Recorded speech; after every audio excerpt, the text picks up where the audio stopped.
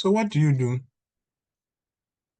So what do you do? You go to your higher time frame, which is 30 minutes, okay, or 1 hour, whichever you find, okay. You go to your 30 minutes, okay. Now when you go to your 30 minutes, do you see the other block? Yes, of course, you still see another block there. All right. But is there a fair value gap? You search closely. You could see that yes, if you refine it so tiny, there's a tiny fair value gap there. Okay. Let me just use this tool here. Makes it easier. Okay, there's a tiny fair value gap in there.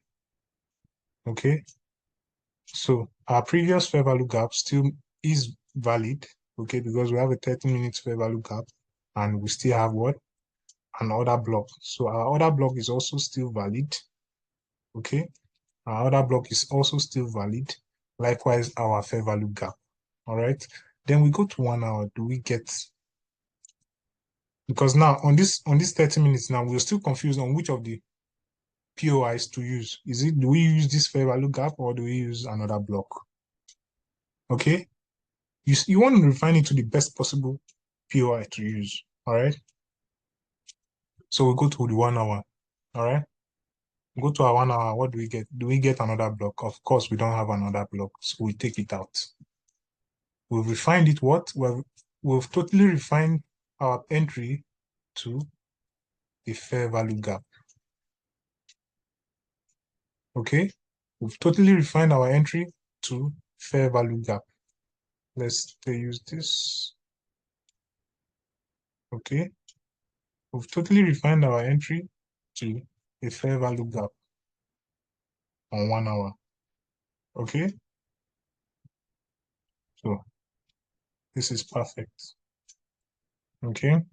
You have to be patient and careful. It doesn't take you time. Study it, backtest it.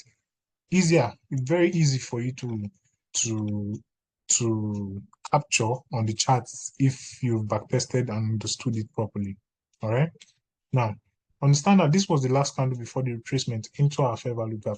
Now, if you look closely, you see this is what time zone is this? This is New York, 9 o'clock.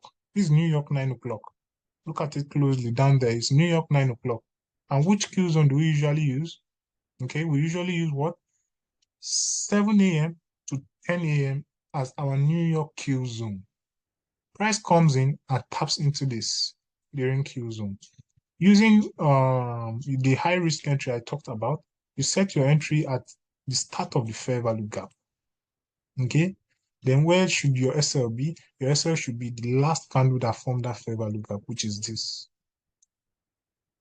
Okay, it should be this, not any other. Okay, you don't want to use this. No, you don't want to use it. You want to use this. Okay, where should be your target? If you want to be conservative, like I said, you could use this as your target.